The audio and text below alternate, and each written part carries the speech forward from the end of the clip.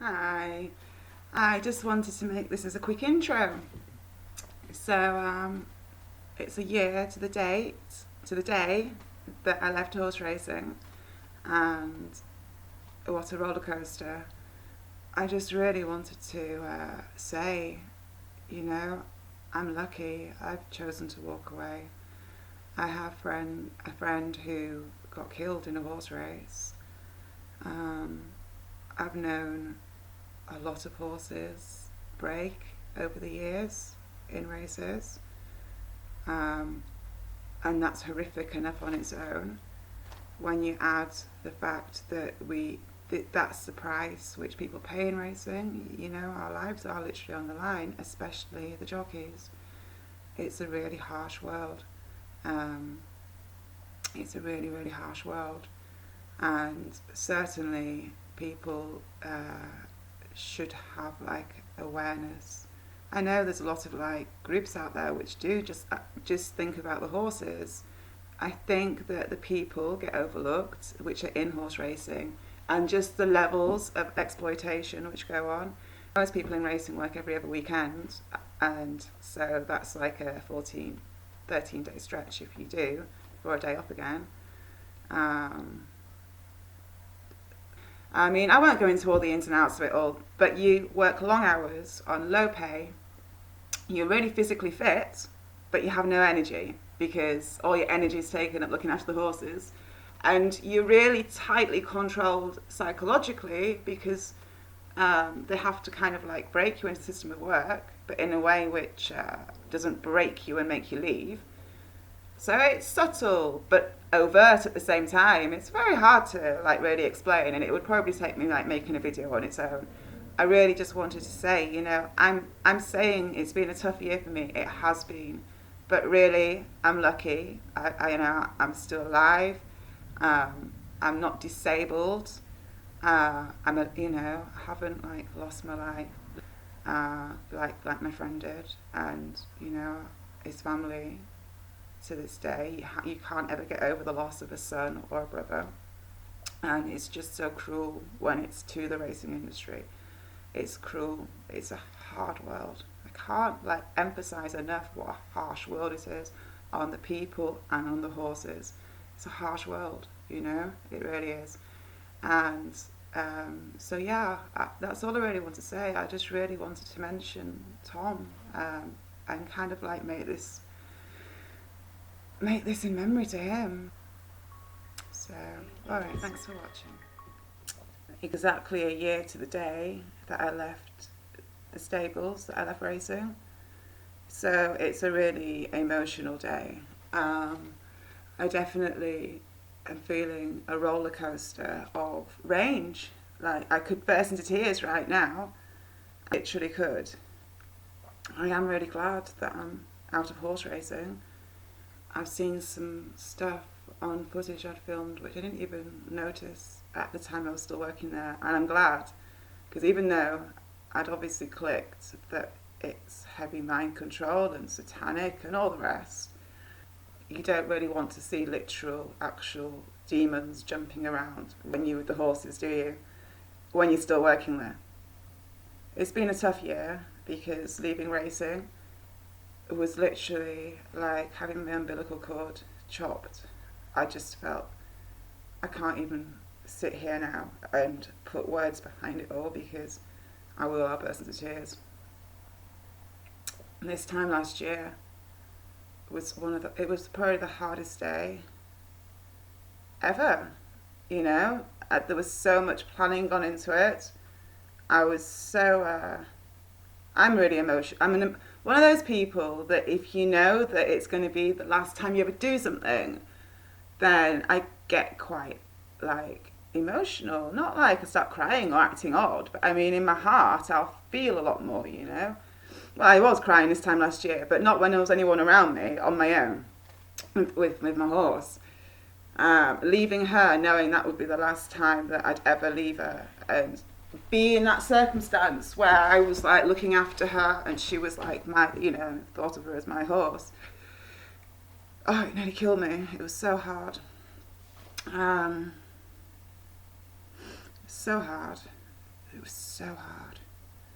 And then after I could sit here and go on about the last year for hours. There's no words which can there's no words which can do justice to how hard it's been, you know. I've had some dark times, I've had some difficult years, but none like this one before. So now I'm like a year down the line. I know I don't want to go to uni. I don't want to do that because it's like such a flawed system. Everything's so corrupt. I'm like, what on earth am I going to do? I feel cut off without any horses.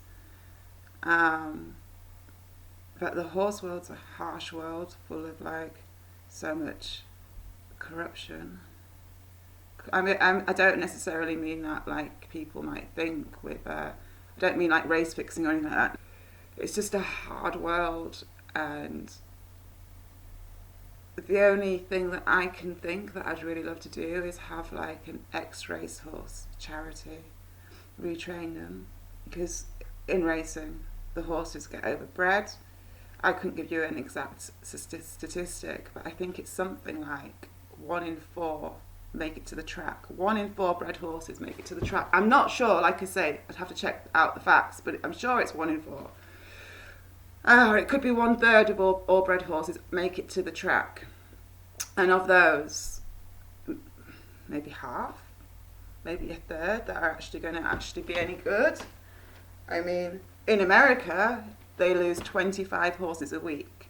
25 horses a week break down on the track. In America, they run them doped up to the eyeballs.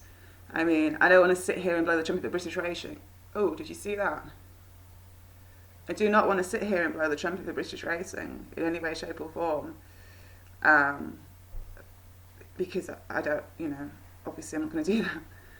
Compared to American racing, it makes British racing look like saintly in comparison, and that's a shocker, because you wouldn't think that could ever happen, and it shouldn't be like that. It shouldn't be able to happen, but it is just that bad in America for them running these horses doped up to the eyeballs, and with electric shockers. The flat jockeys have electric shockers on them. It's just so sick. So yeah, like I'm thinking now, what on earth am I going to do with myself? Obviously can't like fall back into working in horse racing. I can't, thankfully actually, I can't ride still because of my operation, so it gives me more time. I need to figure out what I'm going to do. I mean, how on earth does somebody make this little racehorse charity work? And also, it's a difficult one. There's a fine line between like helping the racehorse system thrive. In even just doing that, you have to be in the racing world, don't you? You have to like keep relationships flowing. If you're going to be taking next racehorses, you need to have relationships flowing with trainers. So I'm like really mindful of the fact that it could be a little bit difficult. Anyhow, as things stand, I've always thought it would be brilliant to do some kind of like racehorse rehab and put some good into the other side of racing, where there certainly needs to be more focus on what happens to these poor horses. Some of them get like carted around the world and then slaughtered when they arrive to the destination. I mean, it's just so barbaric and so sick when you look into the system behind horse racing, the system which no one really talks about. I mean, it's barbaric enough from the people point of view, what they do with the people, like the way that they like control and brainwash everybody. Well, it's just basic mind control in racing. There isn't.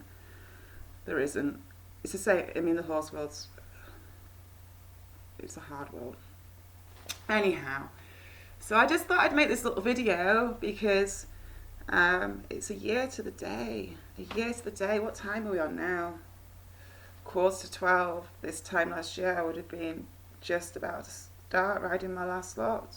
De Boytron I rode. Oh my god. Yeah, it's definitely an emotional day. Anyhow, Thanks for watching and take care.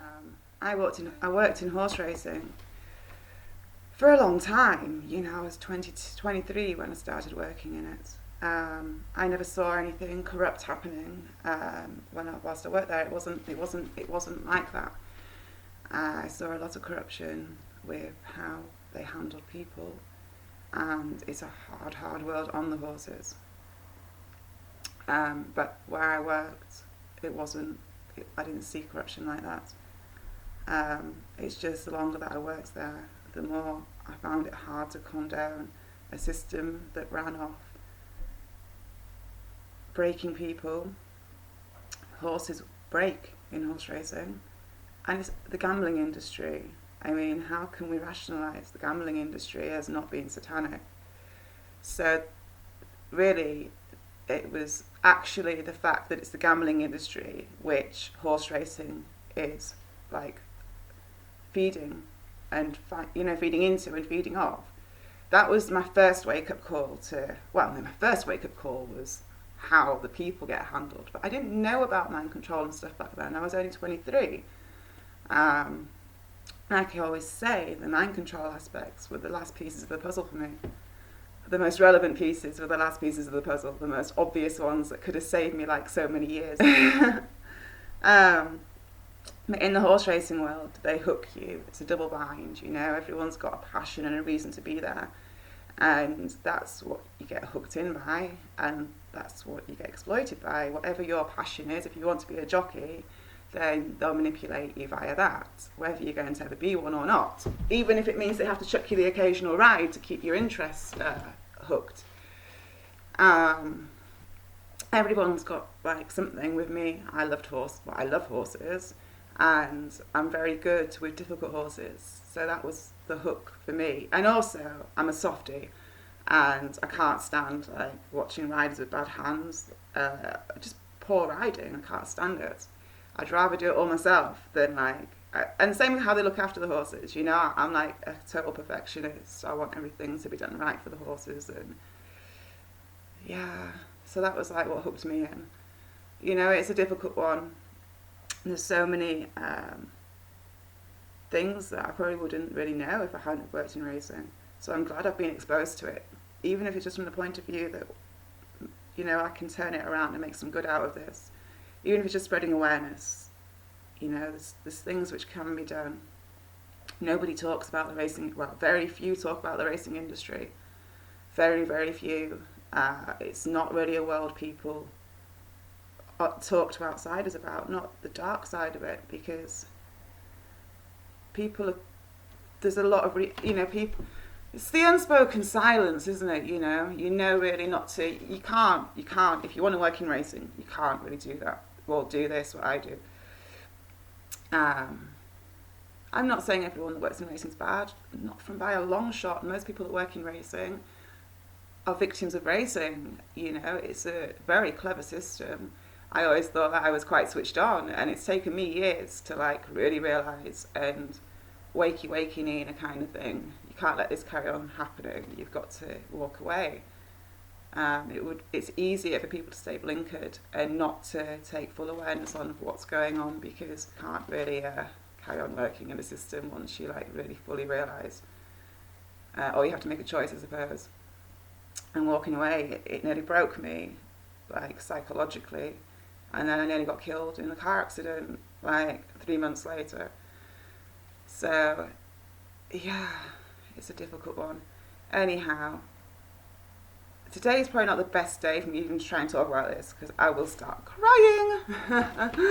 I mean, seriously, like, what an emotional day. Yeah, it really is. Alright, on that note, I definitely want to end this. I don't want it to be like really long or anything, and obviously I'm going to tag it onto the other one I just made. So, thanks for watching, and for those of you who watch my channel regularly and have been like, you know, being my friends and stuff, and understanding, I really appreciate it.